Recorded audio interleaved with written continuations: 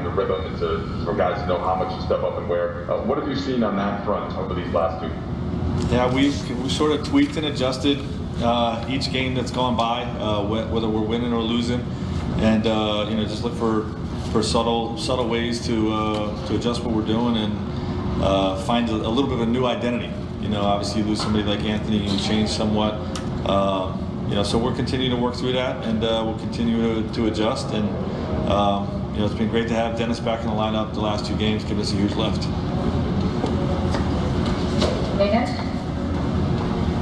I think Dennis was something like plus 38, if I'm looking at that. 32. Plus 32, just an absurd number. Most of it in the first quarter. Was it just his pace, you think, or sort of his overall sort of rust on both sides? I don't know if that's a good word or not, but what was it? Well, our starters played terrific. I think that's a part of it. Every time you look at the plus minus, it's the player, but it's also the group that he's out there with. And I think our starters had a mindset to make sure we took care of business against a team that stole one last time they were here, and really came out motivated in that first quarter. Dave? How do you feel about the job you do punching the clock when you win the game and you only have to play LeBron James 24 minutes? I sleep better at night, that's for sure. We want to make sure that we're managing him the best we can. He wants to be in there, and you respect that about him. So you just got to make sure that as the games go by, you try to stay away from overtime. That's been the biggest problem with the minutes for us is all the overtime games that we've had. But you welcome nights like this where you can keep those minutes low. What's the key defensively, not just tonight, but going back to that Portland game? Has there been something that's worked collectively there on that end? One thing about it, we do a good job of taking our film sessions and applying it to the game situation. I think tonight in the Portland game was 2 of those instances where we knew that we didn't play the way we're capable of defensively, and we watched a lot of film. We broke down some things, able to get on the floor as well at a practice facility and walk through some things, go over some things, and I think it's helped us the last 2 games. I guess you could almost think of the same question with AD being out. Have you guys just found finally, I should say finally, right, about 5 games, have you found some sense of rhythm there and guys knowing where they need to be and where they need to step up around you? I think, yeah. I mean, listen, when you lose a mega piece like AD, it's going to take some time, both offensively and defensively, how we want to play and what's going to be our rhythm and how we get into our rhythm. And I think, over the last few games, we've done a good job of trying to, this is where we're going to have the ball. This is how we're going to be effective. This is what we need to run, and how we're going to, benefit from one another. And I also think that, guys knowing when they're going to play, they knowing the rotations, things of that nature. So guys are just staying ready. Obviously, you always got to stay ready, but guys know their rotations, and it's worked out a lot for us. Dave?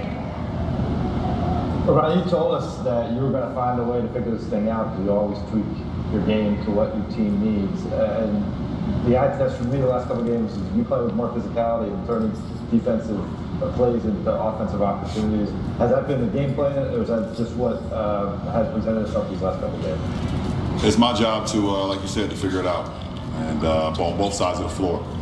And I think defensively, I've just been a little bit more active. Trying to be in the right position where that it benefit our team, benefit myself. But I've just been flying around, and it's helped out our team, and everyone's been flying around. It's helped me out as well too. So I'm definitely not okay with losing, and so it's my job to figure it out what's going to be the best for our team, and we've done a good job of that the last 4 games. Dan? LeBron, before the game, I huge expert in front of his team, right? He's been a player and coach a bunch of different times. He said that he thought this might be the hardest circumstance, with no fans, with games stacked on each other, any team trying to win. Curious, when you look at this past month, what does that tell you about how tough this is going to be, and how do you think you guys kind of think through it? It's been extremely tough. You have to literally self-motivate yourself every single day. And it's very tough because you're playing every other day, if not back-to-backs, and it's not much downtime. So, you have to motivate yourself being here in California, like you said, us and SAC and Eclipse and GS, we don't have the luxury of having fans right now. I've been watching a lot of games of late, and there's been 1,500, 2,000, whatever the case may be in the fans, and it just gives you an extra boost. So I'm just waiting, hopefully sooner than later. I would love for us to start having fans here in California, especially here at Staples. It's just adds so much for us, and also to see our fans too. But it's very challenging, and like I said, you just gotta have that self-discipline and that self-motivation to know that you're going out there, and you just have to be able to use your teammates, use yourself, and to get the energy. 18+ years, LeBron. What self-motivates you still? Because at the end of the day, there's some kids out there that's still watching me. They're watching the way I play the game of basketball. They're reading the narrative of, will I be tired, or am I satisfied, and things of that nature. And I don't want to give them an excuse, no matter the circumstances. You still go out there and you still go out there and play as hard as you can. And, give your life to the game, because the game will give it back to you. So I understand I have a responsibility that's beyond myself when I hit the floor. Okay, last three. Condom. Hello, LeBron. Obviously, you guys played Portland in the playoffs last year, and Golden State is a team that you know well, and players that you know very well. Defensively, how much has that familiarity that you guys have, and perhaps you personally have with those players, played into the performances you've had? Well, I mean, our coaching staff has done a great job of putting together a game plan, and we've just tried to execute that. I definitely got a lot of familiarity with, obviously, with GS, and some of the players that they have on the floor, because of the last 10 years, obviously. But also, with Portland and the series that we had with them not too long ago. But, for me, I kind of always try to keep myself, familiar with whoever we're playing by watching film and diving into things that they're going to do, and just to put my team in a position to be successful. Is it kind of fun when some of your study pays off in those anticipation steals, blocks, things like that, where it's what you study, not what you see right in front of you? Yeah, absolutely. I mean, it puts you in front of it gives you an opportunity to be ahead of some plays as well. Some of it is read and react, and obviously, but to be able to be in a position where you can be there before the actual action takes place, because you've broke down the film and you watched it helps out a lot. Feel warm? Sound like some crutches, didn't it? Hey, LeBron, this is going to be a little off topic, but obviously, 17 straight All-Star games for you. Do you, sorry, feedback. I'm wondering what you remember about your rookie year when you played in the Rookie Challenge in LA, and what that first All-Star weekend experience was like for you. It was incredible. First of all, I'm a kid from Akron, Ohio, and I was in Los Angeles for my first All-Star game. And that was an incredible, moment for myself, for my family.